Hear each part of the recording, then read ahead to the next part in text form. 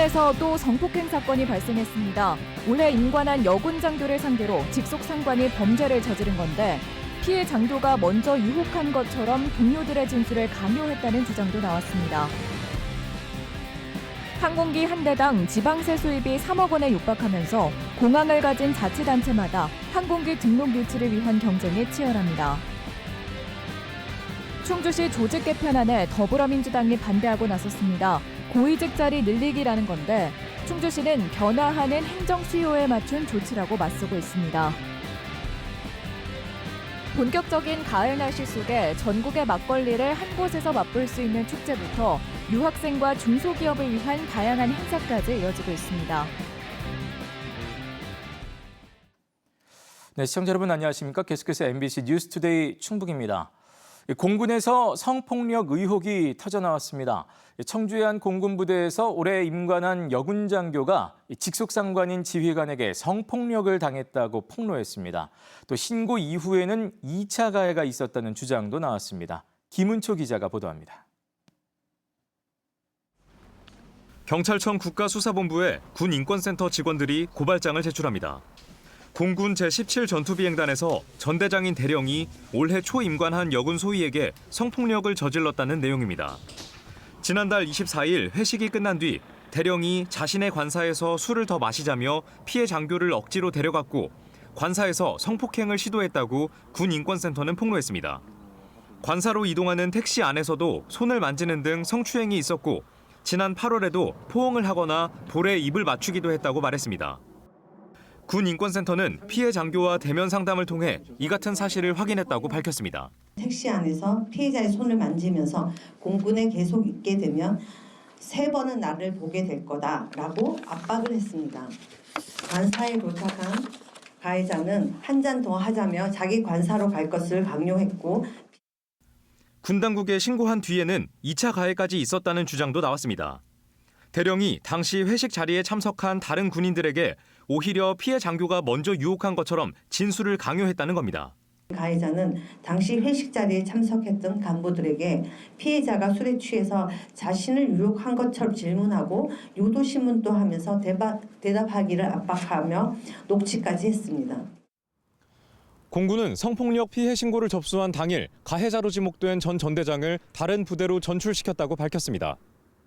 공군에서는 지난 2021년에도 고 이해람 중사가 상관에게 성폭력을 당한 뒤 군의 조직적 은폐와 2차 피해로 고통받다 결국 숨졌습니다. 추가적인 2차 피해, 진술오염 등이 발생 중인 이 상황을 즉시 막기 위해서라도 경찰이 즉각적인 수사를 개시하고 가해자를 구속 수사해야 한다. 이에 대해 공군 제17 전투비행단은 경찰 수사에 적극 협조하겠다면서 성폭력과 2차 가해에 대해서는 수사 결과에 따라 엄중 처벌할 예정이라고 밝혔습니다. MBC 뉴스 김우초입니다. 국내 모든 항공기는 전국 공항 중 한 곳을 정치장으로 등록하고 매년 해당 지자체에 세금을 내야 합니다. 항공기 종류와 연수에 따라 세금만 3억 원에 육박하기도 합니다. 실제 비행기를 안 세워도 말 그대로 서류상 등록지이기 때문에 등록만 해주면 세수를 확보할 수 있어 지자체 간 유치 경쟁이 치열합니다. 정재영 기자의 보도입니다. 항공기 정치장은 실제 항공기가 이착륙을 위해 머무는 주기장과 달리 서류상 등록지를 뜻합니다. 세워둘 공간도 정치장으로 정한 공항에서 운항할 의무도 없습니다.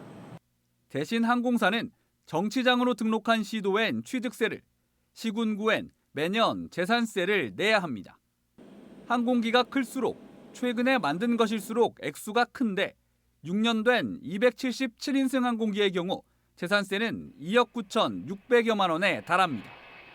지자체 입장에선 등록 항공기를 늘릴수록 세수를 확보할 수 있다 보니 다양한 유인책이 등장했습니다. 취득세 30% 감면을 내건 제주는 등록 대수 100여 대로 전국 1위에 올랐고 원주는 재산세의 50% 지원으로 없던 항공기를 3년 만에 6대까지 늘렸습니다. 6대로 늘어나면서 지방 세수에 좀 많은 도움이 되고 있고요. 정비 비용이 지원됨으로 인해 가지고 항공기를 운행하는 그런 항공사 입장에서도 많은 도움이 되는 걸로. 청주도 9년 전 재산세의 20%를 정비료로 지원한 이후 등록 대수가 해마다 늘어 올해 52대로 전국 4위를 기록하고 있습니다. 다른 공항에서 이전한 경우엔 5%를 더 얹어 돌려주고 있습니다. 그동안 확보한 재산세는 약 305억 원으로 정비료 지원을 해주고도 240억 원가량을 벌어들인 걸로 추산됩니다. 이렇다 보니 너도 나도 유치 경쟁에 뛰어들었고 양양과 포항, 무안이 재산세의 50% 지원 대열에 합류했습니다. 특히 올해 시작한 무안은 개항 이래 처음으로 항공기 석대 등록에 성공했습니다. 저희 공항 내에 항공기가 등록이 됐다라는 그런 상징적인 의미는 커서 앞으로도 계속 정치장 등록 관련해서 노력을 조금 더 하려고 합니다. 청주와 같이 지원이 비교적 적거나 없는 지역은 뺏기지 않기 위한 방어 전략을 세워야 하는 상황. 인천과 서울의 타격이 가장 큰데 청주도 이미 5대를 다른 지역에 뺏겼습니다. 항공사 측하고 면밀히 이제 유대관계를 유지해서 항공사에게 유리한 방향으로 도움을 준다든지 또 인센티브도 좀 늘린다든지 그런 전략을 좀 펴가지고. 한편 지원책이 없는 지역 중 일부는 과도한 출혈 경쟁으로 항공사 지위만 높이고 있다며 법령을 개정해 지원을 없애거나 통일하는 방안을 검토하고 있습니다. MBC 뉴스 정지영입니다. 청주 오창 다목적 방사관 가속기 구축 사업의 사업비가 늘어나고 완공 시기도 2년 늦춰졌습니다. 충청북도와 과학기술정보통신부는 지난 2021년 예비타당성 조사 이후 상세 설계 과정에서 부품 확보와 물가 변동 등을 고려해 사업비를 기존보다 1,189억 원 늘어난 1조 1,643억 원으로 올리고 완공 시기도 2027년에서 2029년으로 2년 늘렸습니다. 방사관 가속기는 청주시 오창읍 54만 제곱미터 부지에 들어섭니다. 충주시가 국과 과를 더 늘리는 조직 개편안을 발표한 가운데 야당인 더불어민주당이 반발하고 있습니다. 충주시는 업무가 늘어 조직도 늘렸다고 설명했지만 더불어민주당은 인구는 줄어드는데 고위공무원 자리만 늘린다며 비판하고 있습니다. 이승준 기자입니다. 최근 충주시가 밝힌 조직 개편안입니다. 경제건설국이 경제교통국과 건설국으로 나뉘고 복지민원국은 복지국과 생활민원국으로 분리됩니다. 한시기구였던 미래비전 추진단은 상설기구인 푸른도시국으로 전환됩니다. 환경수자원본부는 환경국으로 바뀝니다. 현재 6국 2직속 1본부 체계가 9국 2직속으로 확대됩니다. 그동안 지방자치단체 인구 규모에 따라 국장급 기구수가 제한됐으나 대통령령 개정으로 지자체 상황에 맞게 조직 개편이 가능해졌습니다. 충주시는 변화하는 행정 수요에 대응하고 전문성과 효율성을 강화하겠다고 밝혔습니다.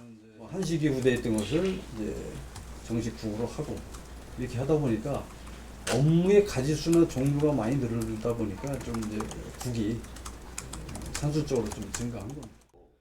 이에 대해 민주당 충주지역위원회는 충주 인구가 감소하는 상황에서 국과장 자리를 늘리는 게 바람직하지 않다고 비판했습니다. 충주시청 개청 이후 최대 조직 개편이라며 조기령 충주시장 재임 10년 동안 5개국에서 9개국으로 증가한다는 것입니다. 또 지난해 말 충주시가 수립한 인력 운영 계획과도 맞지 않는다며 무리한 조직 개편이라고 지적했습니다. 계획이 없던 무더기 과와 국을 신설하는 이번 개편안이 혹여 여론이 지적하는 바와 같이 임기 말 상위직 자리 늘리기로밖에 볼 수 없는 것은 아닌지 하는 의심이 듭니다. 지난 7월 청주시가 본청 조직을 7개국에서 9개국으로 확대했고 천안시도 5개국에서 6개국으로 늘렸습니다. 두 도시의 인구가 1,5배인 점을 고려하면 충주시가 추진하는 본청 9개국 체제는 큰 규모라고 할 수 있습니다. 충주시의 조직 개편안은 오는 21일부터 열리는 충주시 의회에서 심의하게 됩니다. 민주당에서 당론으로 반대를 결정함에 따라 국민의힘에서 나와 무소속인 전현직 시의장이 캐스팅 보트를 쥐게 될 것으로 보이는 가운데 시민 여론이 방향을 가를 전망입니다. MBC 뉴스 이승준입니다.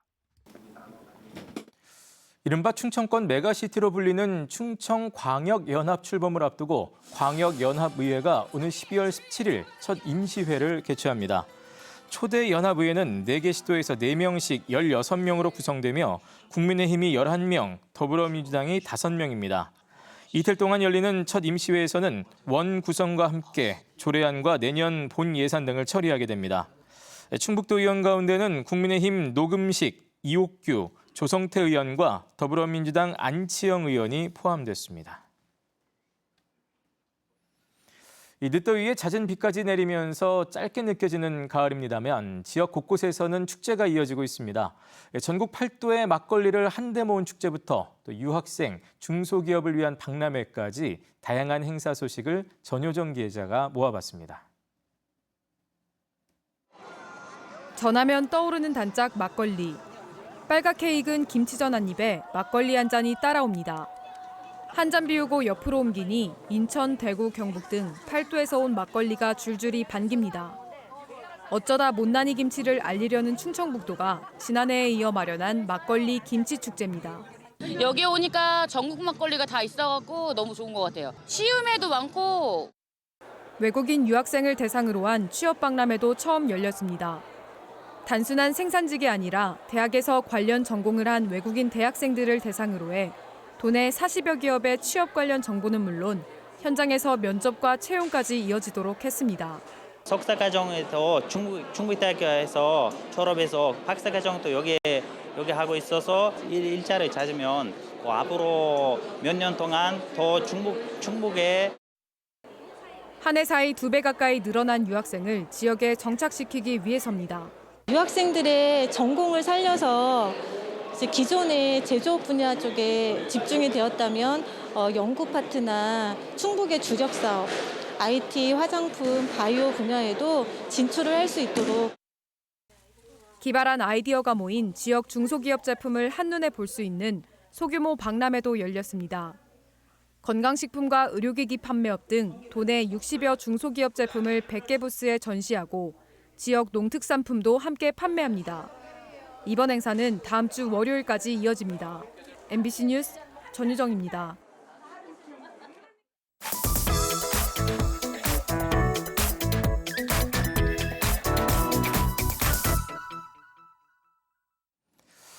가을이 시작과 함께 막바지를 또 향해 가는 가운데 남도의 가을 정취는 한창 무르익고 있습니다. 국내 최대의 갈대 군락지인 순천만 생태습지도 황금빛으로 물들면서 장관을 선사하고 있습니다. 여수 MBC 김단비 기자가 전해드립니다. 드넓게 펼쳐진 갈대밭이 가을바람에 넘실댑니다. 여름 내내 푸릇하던 잎사귀와 줄기는 황금빛으로 갈아입었습니다. 갈대들이 몸을 부딪히며 빚어내는 소리와 바람에 흩날리는 금빛 물결에 보는 이들은 마음을 빼앗겼습니다. 가을 모습도 가을 모습들이 또 멋있네요 보니까. 갈대가 좀 많이 피어 있고 여름에는 좀 푸른 그 느낌. 지금은 말 그대로 그 황금빛. 뻥 뚫려 있어갖고 시원하고 우선적으로 답답한 게 없으니까. 대구에 살다 보면 이렇게 차들도 많고 이렇게 건물들이 많고 하니까 여기. 순천만 습지는 5.4제곱킬로미터, 160만 평의 빽빽한 갈대밭과 끝이 보이지 않는 갯벌로 이루어져 있습니다. 국내 최대 규모의 갈대 군락지로 철새들의 낙원이기도 합니다. 너무 좋죠. 이게요 한 12월 달쯤 오면 더 좋아요. 이게 갈대가 그냥 이렇게 흔들거리고 그러면 너무 좋아요. 가을의 운치가 더해가고 있는 순천만 갈대밭은 다음 달까지 장관을 이룰 전망입니다. MBC 뉴스 김담입니다. 충청북도가 지역 내 천주교 유산을 문화유산으로 등록해 관광자원으로 활용합니다. 충청북도는 청주시 내덕동 주교자 성당과 순교성지 등 천주교 관련 유적과 건축물 50개소를 근현대 문화유산으로 등록하고 문화기행 코스와 순례길 등을 조성해 관광자원으로 활용하겠다고 밝혔습니다. 충청북도는 이들 천주교 유산이 동서양 교류를 보여주는 중요한 자산이라면서 인근 시도와 연계를 통해 세계 문화유산 등재 절차를 밟겠다고 덧붙였습니다.